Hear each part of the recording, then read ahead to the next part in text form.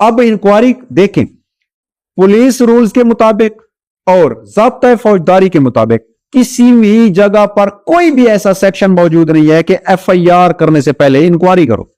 लेकिन इजारादारी है, जिसकी लाठी उसकी भैंस, जिसके हाथ में कलम है वही सबसे ज्यादा ताकतवर है, वो अपने कलम को जैसे इस्तेमाल करे।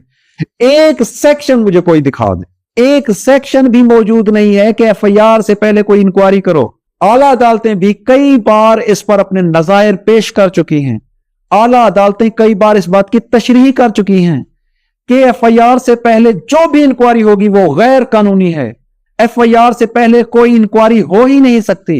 एफआईआर करने का मकसद, कानूनी तकाजा यही है कि कानून के इदारे को हरकत में लाया जा सके और कानून के मुताबिक जो है तफ्तीश शुरू की जा सके। मगर आपके सामने है, जो भी इतला दहीदा शख्स, जो भी रंजीदा शख्स, जो भी मुतासरा शख्स अपनी एप्लीकेशन लेकर एसएचओ के पास जाता है, थाने में जाता है, जी इंक्वायरी करेंगे, अफिजरान के पास दरखास्त देता है, इंक्वायरी। किस बात की इंक्वायरी? कानून इजाजत नहीं देता, कानून के मुताबिक कहीं इंक्वायरी नहीं है।